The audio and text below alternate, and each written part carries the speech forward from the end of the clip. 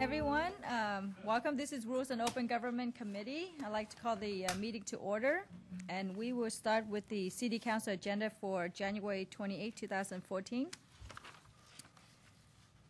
Is anything on page 1?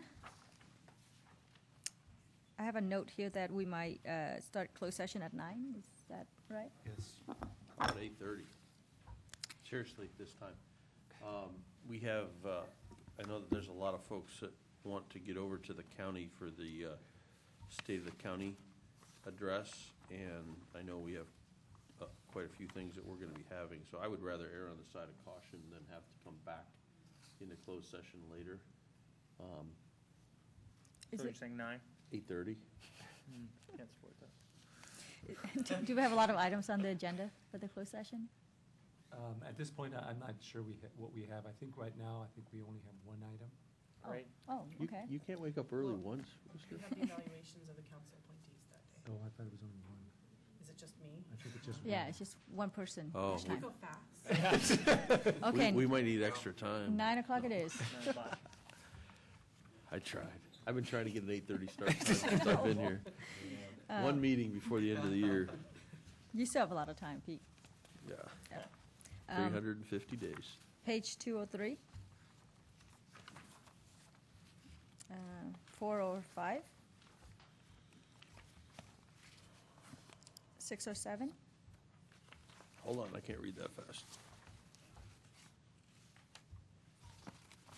Okay. 8 or 9.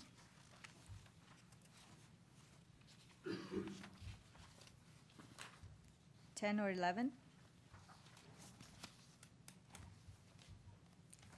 And page 12. And we have no additions. So I'd just ask, can we put 3.7 on the consent, since it's kind of a routine contract of copiers and multifunction devices? Consent it is. And yeah, I think that's it. Okay, Mr. Wall, you want to speak on this item? Thank you, Madam Vice Mayor. Item 2.10, the agreement with Renee Sloan Holtzman and Sakai LLP for legal services and adoption of appropriate ordinances and amendments in the general fund for fiscal reform plan and legal services. I think you might want to consider increasing that amount to the city attorney's office. Measure B is costing the city a lot more money than you planned, and I don't like to see the attorneys being beleaguered with not enough funding to carry on trying to represent the city in this manner. Item 3.3, the modification of living wage policy to clarify applicability to city leases. That's a very excellent step forward. I think that you should actually just eliminate the living wage ordinance and let the market rate prevail. I mean, this subsidized employment business throughout this valley has to stop because it's just not right.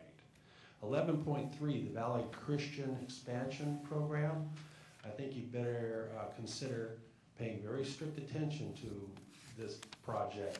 Allowing an increase of 1,000 students is going to have a tremendous amount of extraneous traffic coming up that hill and noise to the adjacent homeowners that may not appreciate this expansion. Also, you have a unique opportunity to possibly compel schools to create orchards instead of other type of vegetation and trees to support the habitat plan. I think fruit trees would be a great addition to schools, and I think you should consider that citywide. Thank you. Motion to approve. Second. Okay, we have a motion to approve the agenda. All in favor? Aye. Opposed? Hearing none, motion carries. We now move down to item B, review of upcoming study session agendas. I don't believe we have any under this.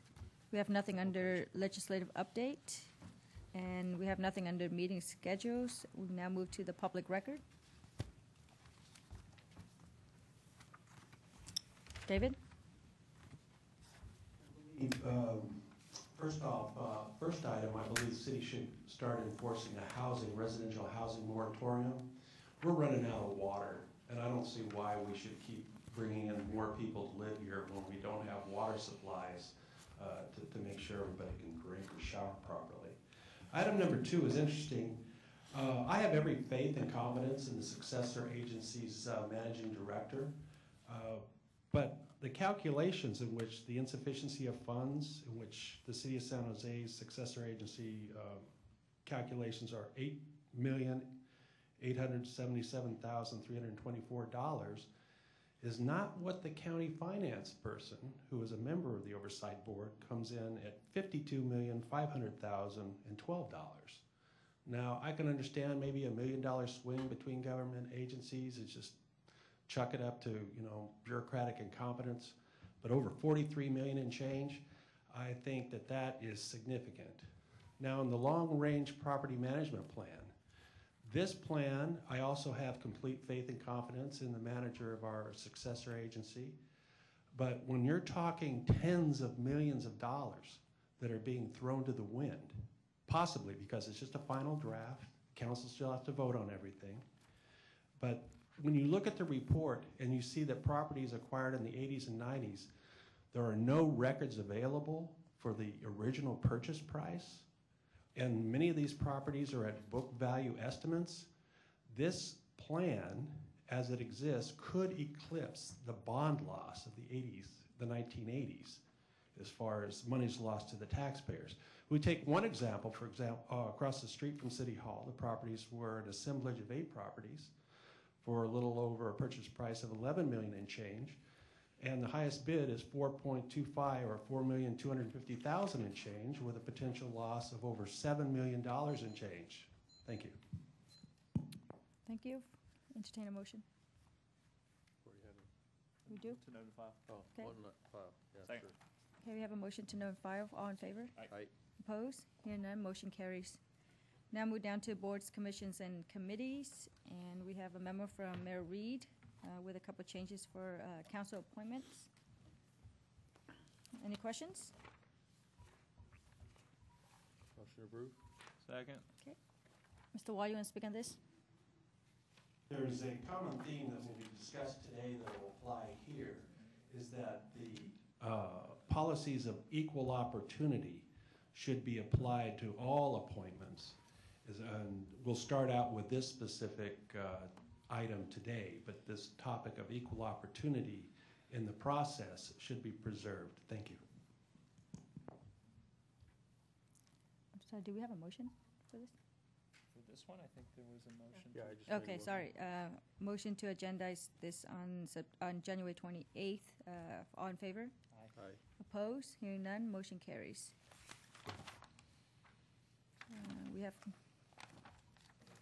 okay, we'll move down to item G2, Motion approved? African American History Month. Yep, second.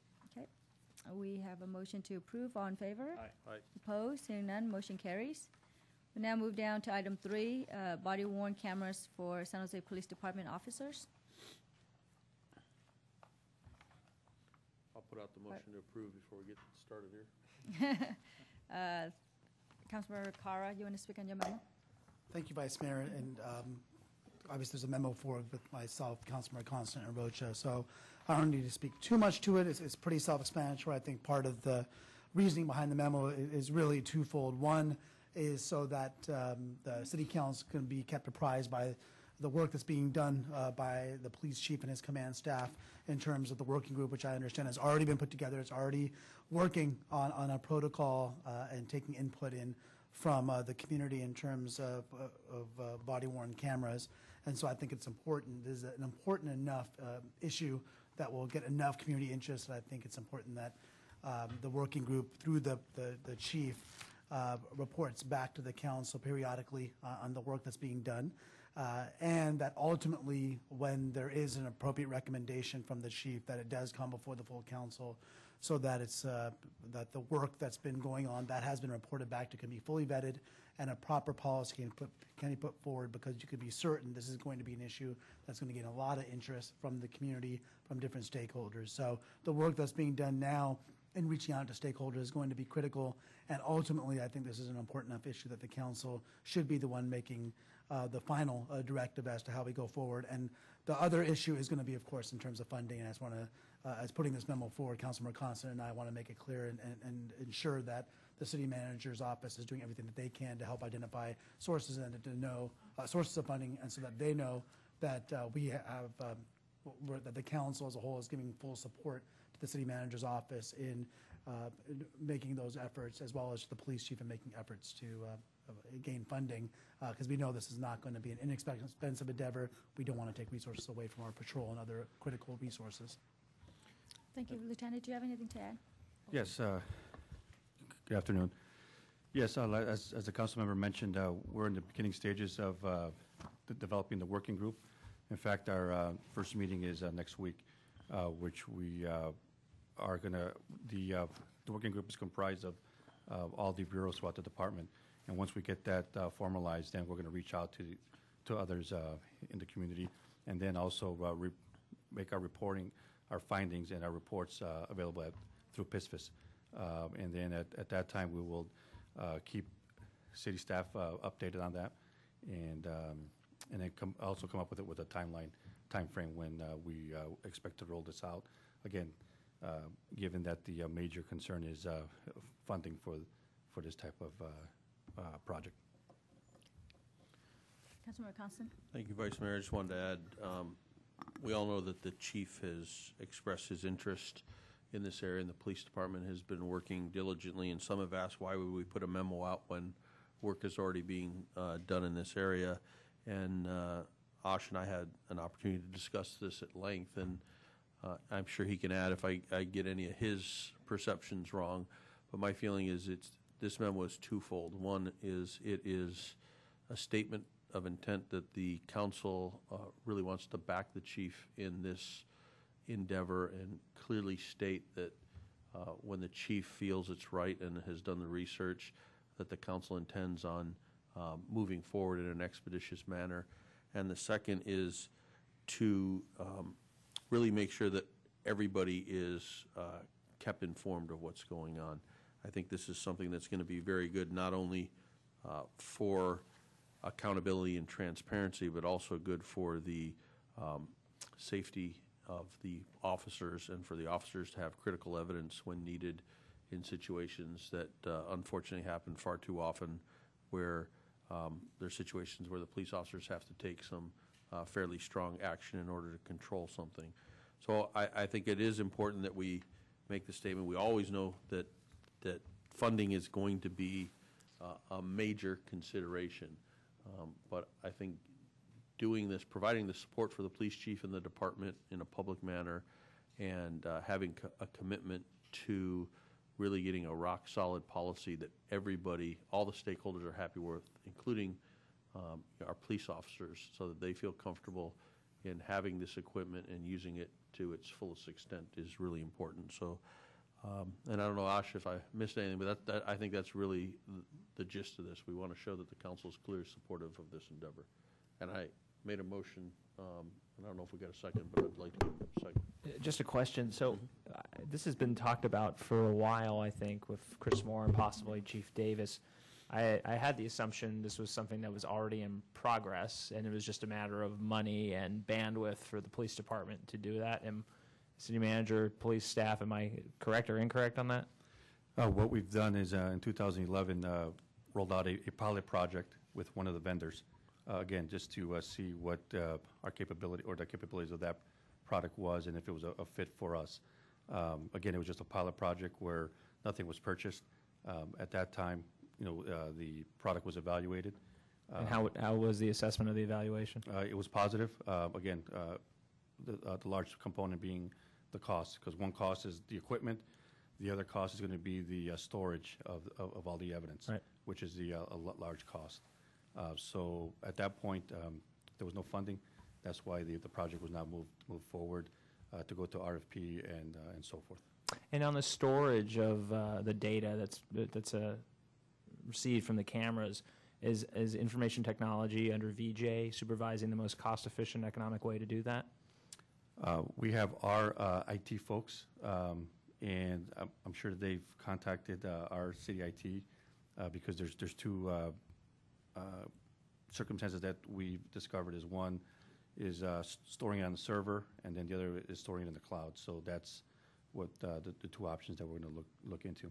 And I believe some of the providers of the cameras may offer you an option of storing in the cloud in a secure manner, secure encrypted manner that abides by law enforcement standards. That's correct. And so that'll be part of the RFP process. That and also part of our working group, because we're going to have three different components of that, which is a policy group, operational group, and a technology group.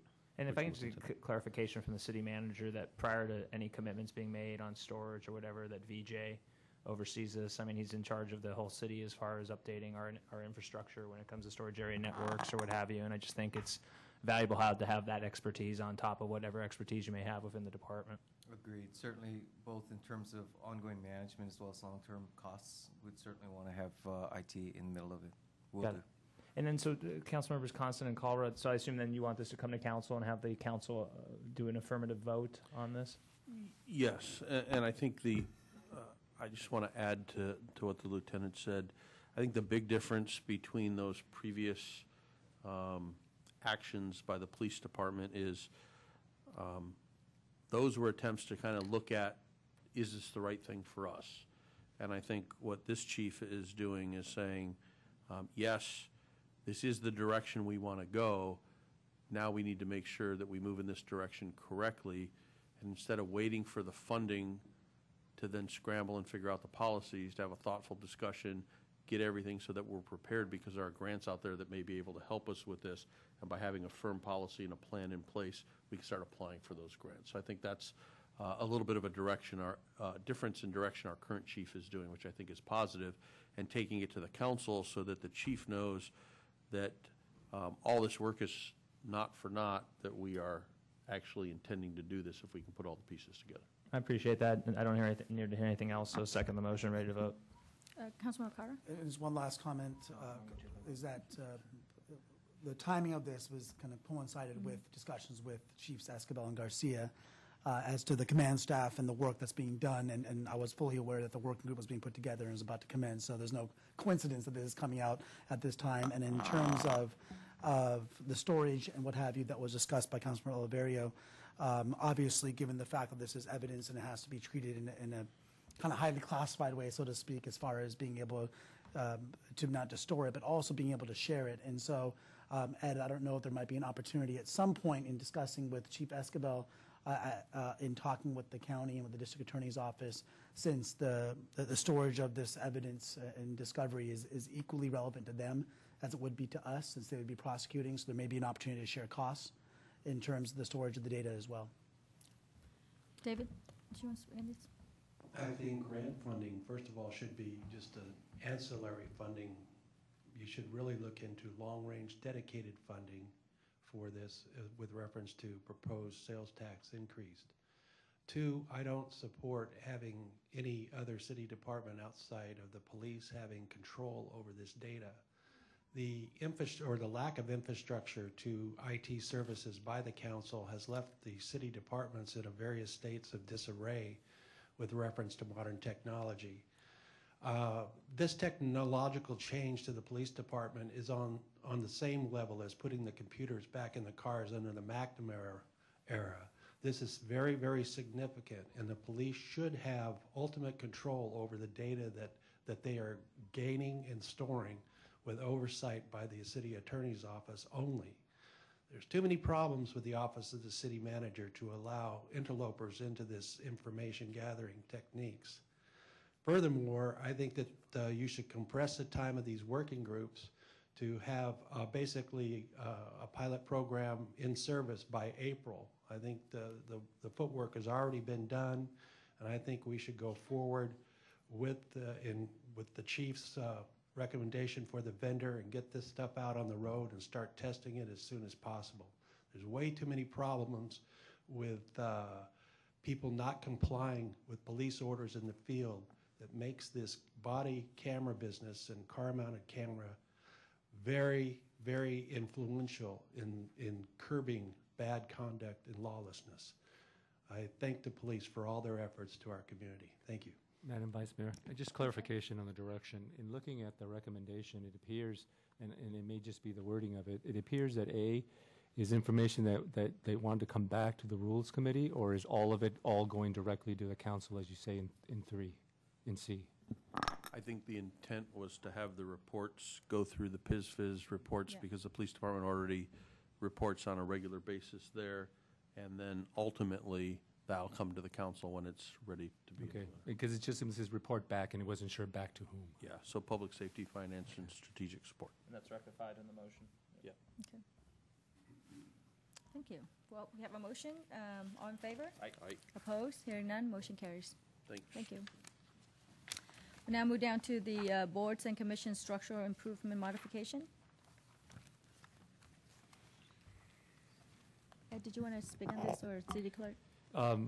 Patty Degnan from the city attorney's office, who has been working on this matter with the city clerk and others in our office, is available to answer any questions, to the extent there's any questions from you or the public.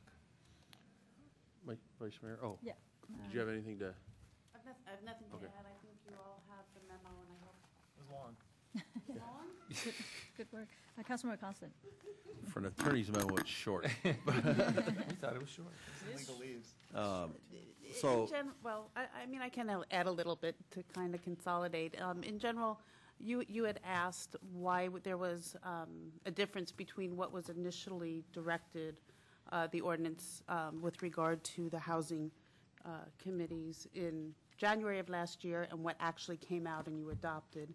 And when we were drafting the ordinance, it came to light that because of the requirements of the mobile home ordinance, we had to have specific number of, one person come to you for recommendation by the mobile home residents, and one come to you for recommendation by the mobile home park owners. And we had to keep those in order to comply with the mobile home rent control ordinance. So that left only 9 other seats available for appointment. And because there was only 9 and not 11, we realized that it didn't really work in the context of the council-nominated process. So the CAAC vetted those, and what the idea was, and the way that the ordinance is structured, is that they would bring it back to the whole council for appointment, their recommendations. And looking back at the original memo that went, or the memo that went in May with the ordinance, I realized that it probably could have been clearer, that it was different from the direction that you gave. And so I'm sure that's part of the confusion here, but that's basically what happened. Okay. Councilmember Constant. Yeah, thank you. I have a lot to say on this for a couple of reasons. One is I wrote the original memo that gave the direction, and then it was my nomination that ended up getting rejected because of the changes that I was unaware of. So I agree. I think the memo could have pointed that out, but I think even more importantly, if council gives direction that's not feasible, I think it needs to come back to council and have a discussion before decisions are made. I think that was where the critical lapse was, because I was really taken by surprise on that. And also, just as a side note, I didn't really realize, I don't think we ever had a thorough discussion about changing the quorum rules too, and I know that got dealt with in this overall changes that we've done. So just, that kind of took me by surprise to find out that after I made an appointment that I thought was how we were going to be going forward, that things had changed. Now, given that, I have to say I disagree with the fundamental reason given to me that we can't have 2 people or even 3 people that live in mobile homes on this commission. I know it may present some challenges if we have people who are overrepresented, but I think we have to keep in mind that the work plan of a board like this, especially a consolidated board, is pretty broad, and the issues that are particular to the mobile homes is a narrower subset of that. And I think that, we know that we wouldn't want to tilt the votes significantly. But I also know that we have policies where people can recuse themselves, or we can require them to recuse themselves. And even if we were to have more than one person that has to recuse themselves, our laws acknowledge that there are times when you have inherent conflicts that you can't resolve and you have to move forward. And I think it's much better for us to have overarching policies that deal with that instead of throwing the baby out with the bathwater. And I think that when we did this boards and commissions consolidation, it was really clear that the council wanted to broaden the geographic representation on the board and wanted to kind of get rid of the old way of having one council member appoint an entire commission and make a more level playing field for our residents. And, you know, I don't want to get into necessarily to a lot about the individual people, but in generalities, I appointed someone who has provided a lot of service to the city of San Jose, who has expertise in a lot of the areas that the commission is going to be dealing with, was rated highly by the vetting board, and then gets rejected because that person happens to live in a mobile home park. And I think that's just, I think it's bad policy that we say, well, you live there, you can't be on this. And especially when there are ways to deal with that outside of exclusion. So I personally think that we need to go back to the original council direction and get it corrected and get things back to the way the council intended, or at minimum to have the council say, that's not what we meant what you did, which I don't think is the case. So that's what I would like, and I know in talking with Rick directly, and if there's anything I misstated about how we can deal with it, Ed, maybe you can chime in, but I think we have the ability if we want to do it. And I want to do it because I think that was the intent of the council. And the boards and commission consolidation was a painful process. It went on far too long. In fact, I think I wrote the original memo way back when, talking about boards and commission consolidations. I really think we need to do it right, and I think we've made a mistake. I think the memo does provide you with the option of doing that. Yeah. I think that what the staff appeared to have done is to provide a committee or commission that was similar to what happened in the past, where you only had one representative in order to keep the recusals limited. However, as you say, it is possible for the council to direct that we come back with an ordinance that would provide you with the ability to do that.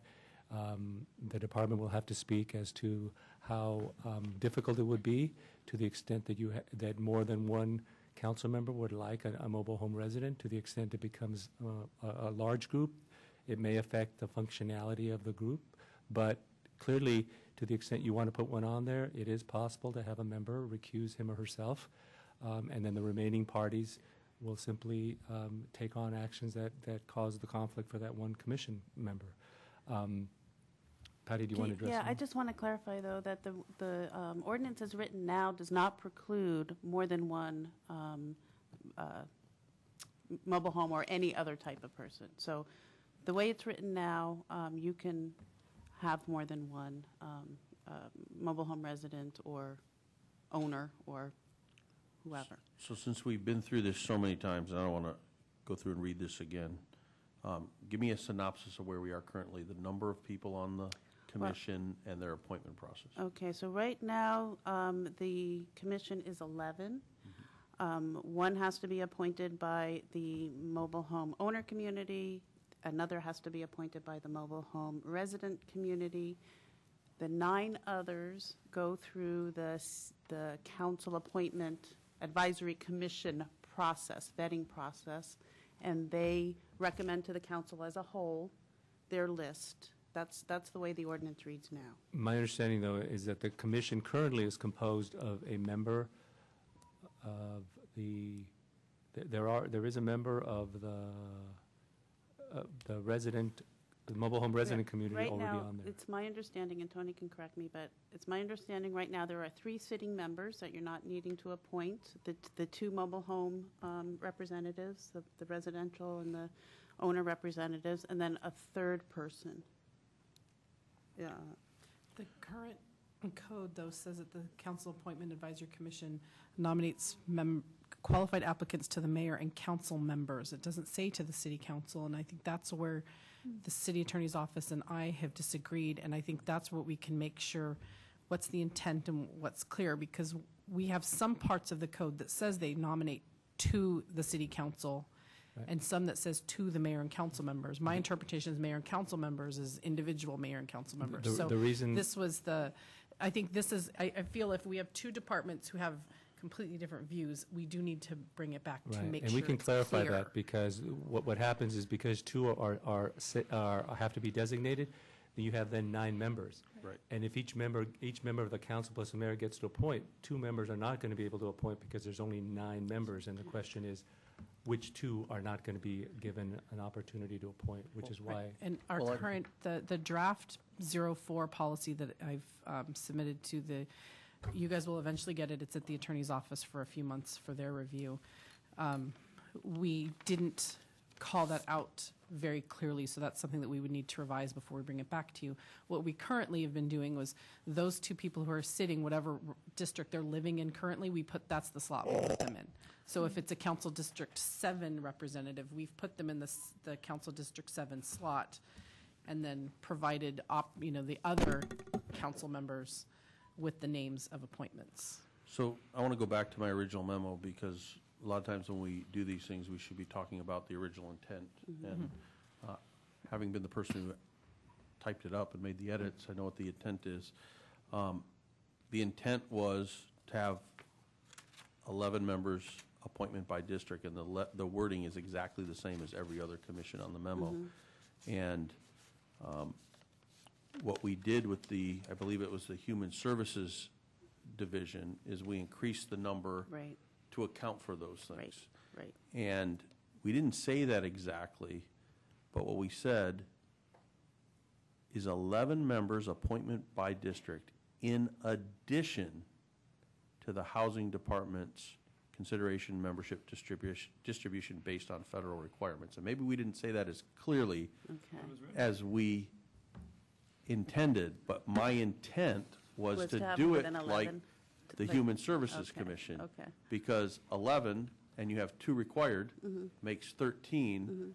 Maybe what I should have done is type it in a parenthetical like I did under Human Services. That's, So that's why I had it clear, and I felt everyone else was confused. And now that I read it, there's probably a word, because I said to consider membership distribution instead of just saying those members being added. So I think that's where the gap is, but I think that's a much more fair thing, because that gives, and we have a precedent because we did it with the others. So that's what I would like to see done. I want to hear from you guys.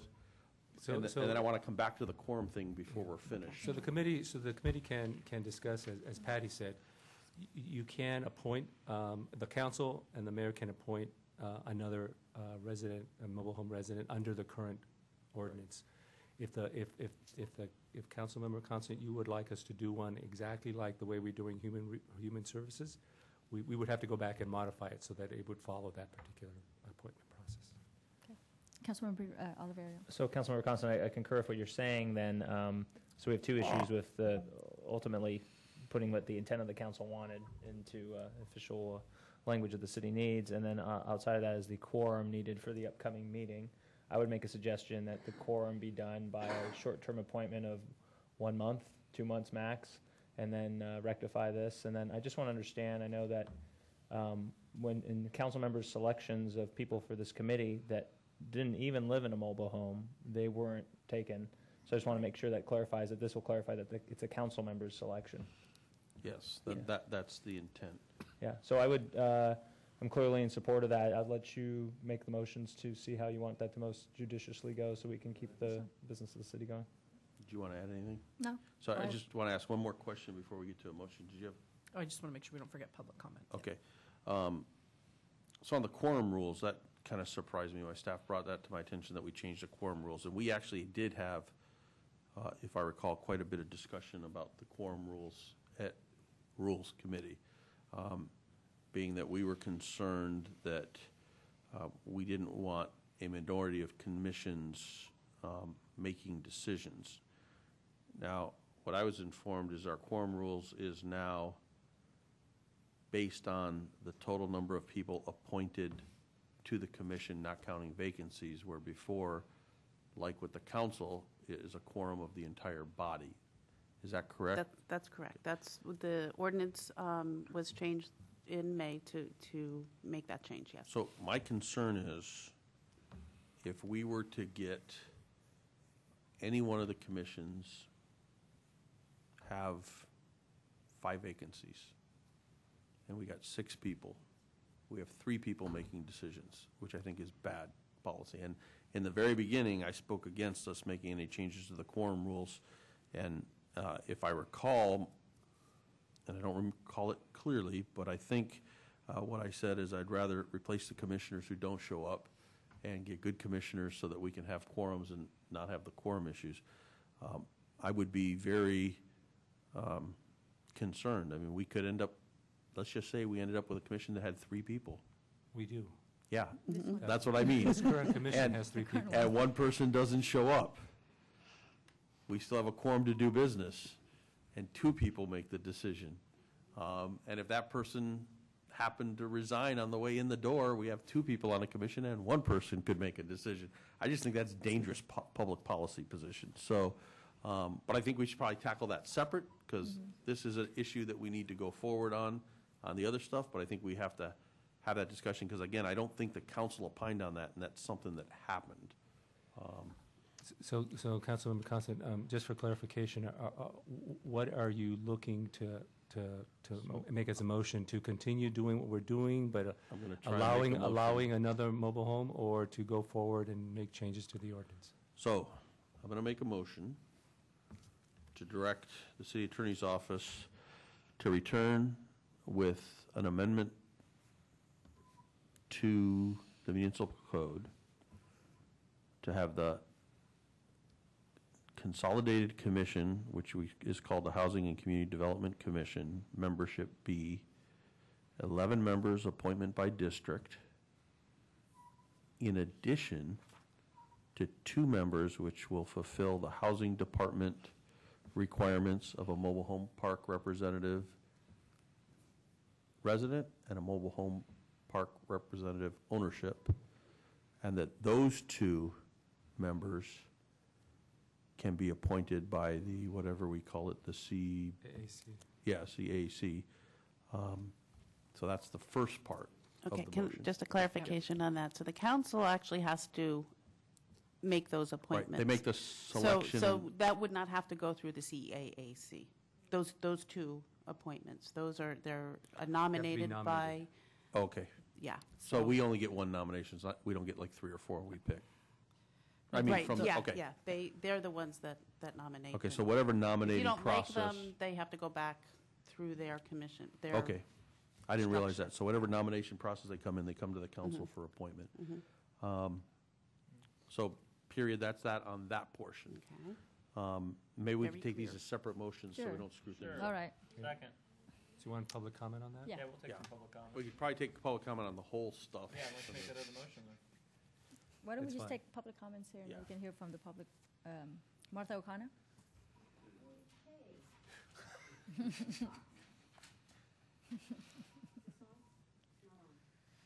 Flip the switch. I thought you were an electrician. Okay, I'm in a very uncomfortable position because I'm the nominee for Councilperson Constant, but I'm going to be very blunt. I don't come here and talk about myself, but I'm going to make an exception today. Every citizen of San Jose should believe in the process by which folks are appointed to commissions. I applied. I had an hour-long interview. I got higher scores than the incumbents currently seated. I was the highest scoring candidate from anybody that lives or rents in a mobile home park.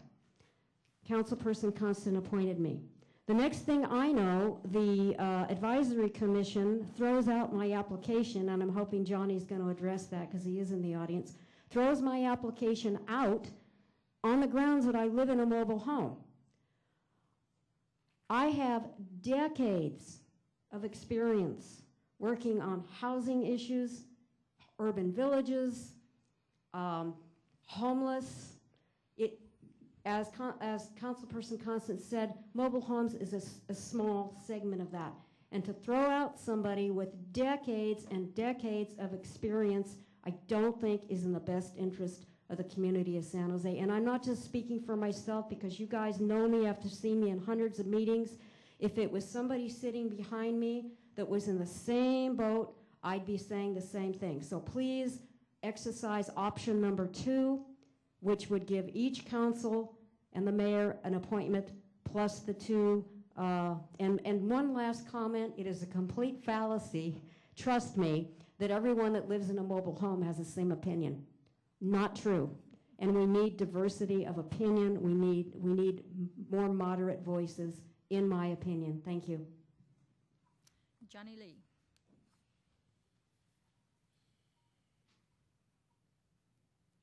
Hello. I'm the infamous Johnny Lee that Martha was talking about. And I'm also vice chair of the Council Appointment Advisory Committee. I can't speak on their behalf today, but I will speak on my behalf. And what I remember was we were told by the city attorney's office that we weren't allowed to nominate these 5 candidates because they lived in mobile homes, noting that there was already one person who lived on a mobile home on the council already. And so therefore we weren't allowed to select Martha as one of the candidates. Martha scored, I believe, 3rd highest, 37 out of 39 points. And I believe the council has done a very thorough process in terms of the way we grade the candidates. When we finally did nominate the candidates that we did nominate, we went along the grading scale that we created. And so with that being noted, Martha would have fairly easily gotten on and become nominated by the council or the commission. Thank you. Richard McCoy.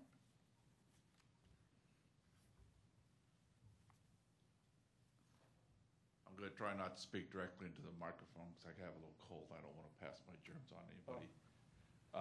But I think the idea of having a mobile home owner as not being allowed to be on this commission is a poor oversight on the city's part, because they're the ones that have all the experience, knowledge, and expertise to do this job.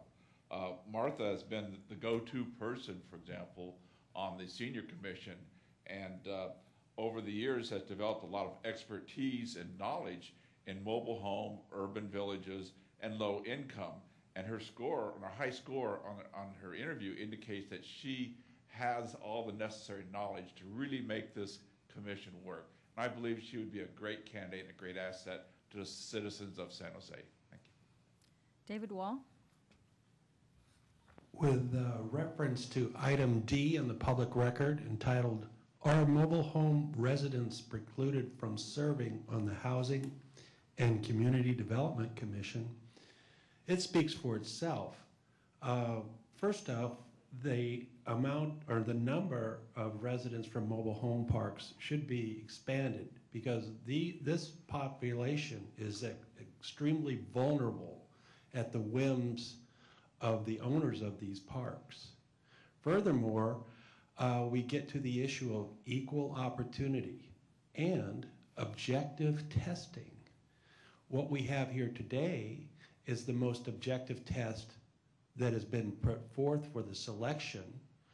Ms. O'Connell has stated correctly and has documentation that supports the fact she was given an oral interview for an hour.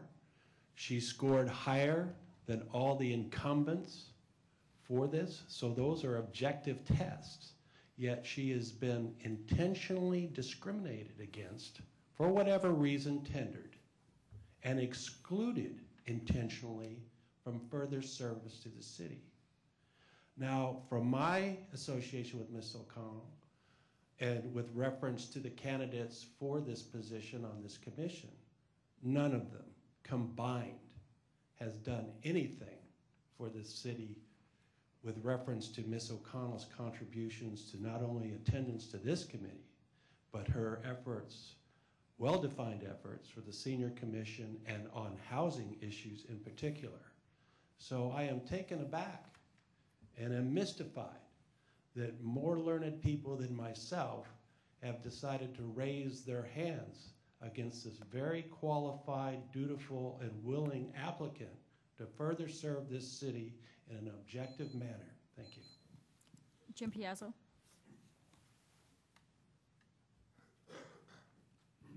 I have not much else to add, but bottom line is this. I came here about 3 to 5 years ago, and Martha O'Connell and Mr. Walls, they're true blue citizens of the city of San Jose. These guys dedicate their lives, and these guys waste a lot of their time because they care. Again, these people care about everybody in the community of San Jose. If we had 900,000 people like Martha, I'll tell you, this city would be outstanding. She really does care, and you should put the right person in the job. I don't understand it around here. You guys are missing the greatest opportunities. Again, and we always go back to what? Put your own stooges in, and then nobody gets anything better done.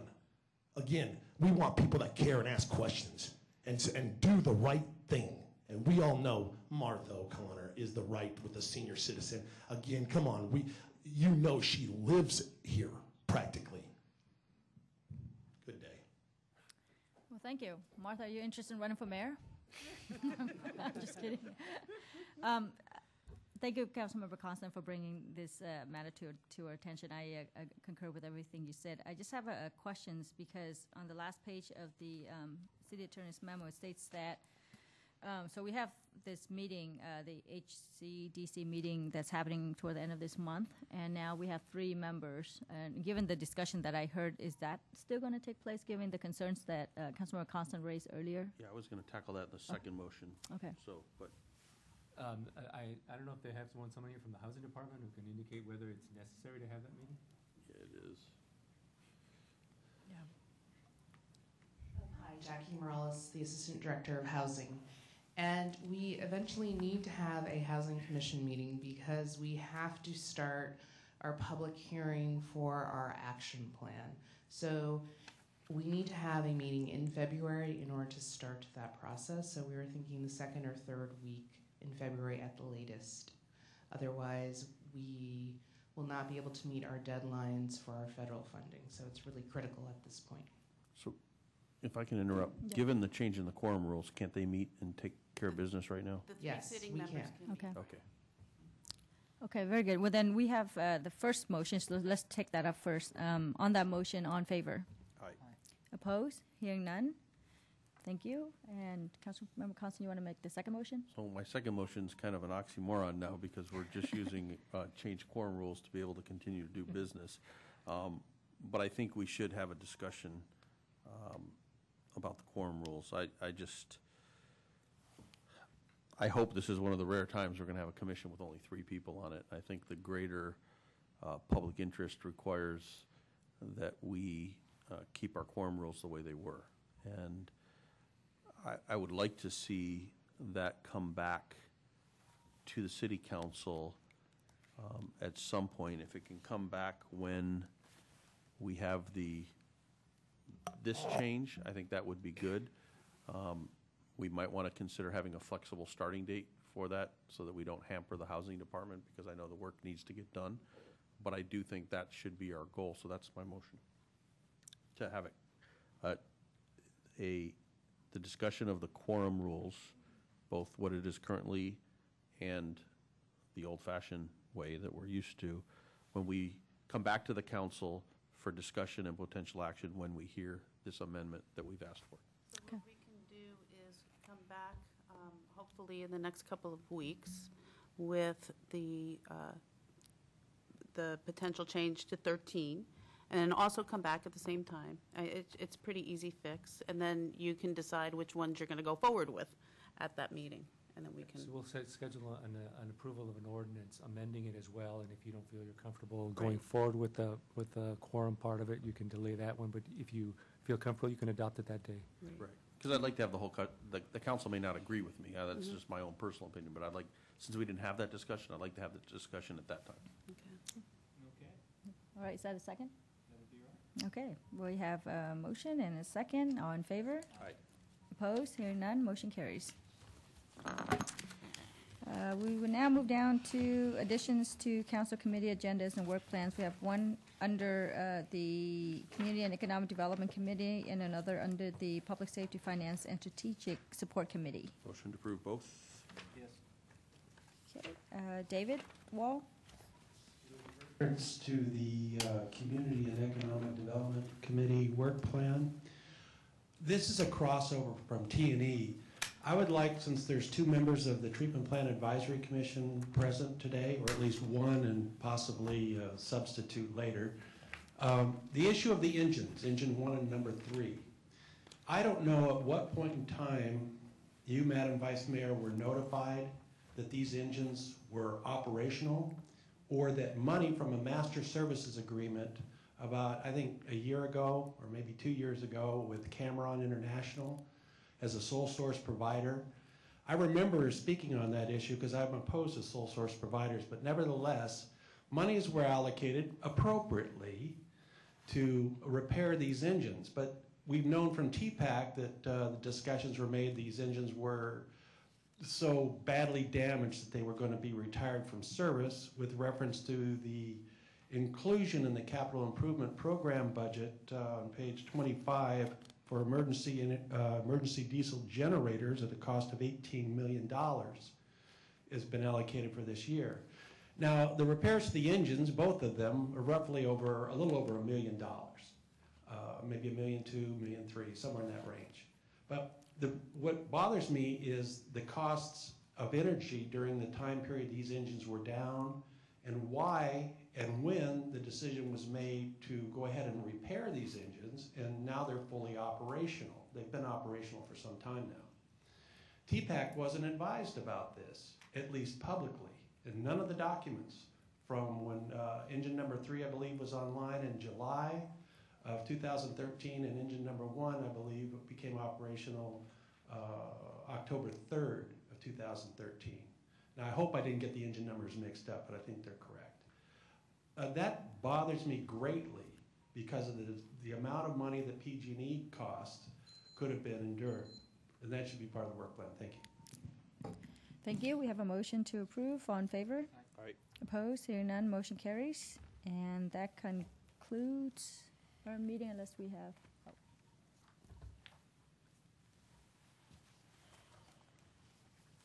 Under public forum, David Wall. First of all, in the Public Safety Committee work plan, which is a separate item, the issue about the auditor's recommendations, every 6 months the auditor comes back with a series of recommendations, and they're just basically blown off by the Office of City Manager. And this is costing the taxpayers a lot of money, and I want that put on the work plan to have council start creating legislation to compel the Office of City Manager to get with the program. The memo before you, entitled, "Is the Office of Employee Relations negligent or complicit with reference to gender-specific promotion at South Bay Water Recycling and the city?" Question mark. Now, I've been discussing this civil service rules and equal opportunity for some time. This gets back into how the city used to, under human resources, have objective testing, a written test. Then if you scored high enough, you got an oral interview. If you scored high enough, you were on a list, and then you got employed. Over the years, they then defaulted to what was called a structured questionnaire to replace that. That became very subjective. The misuse of the structured questionnaire continued over time to where it became a very pernicious way of hiring friends and, if you were, family members. Now they've just basically done away with even that and just make appointments and promotions at will instead of objective testing and equal opportunity. So therefore, in this memo, I submit that the Office of Employee Relations should be compelled to investigate the hiring practices that have been going on at ESD. Not only investigate, but create a sworn report. The testimony should be sworn, the report tendered to you should be sworn so you can rely on it.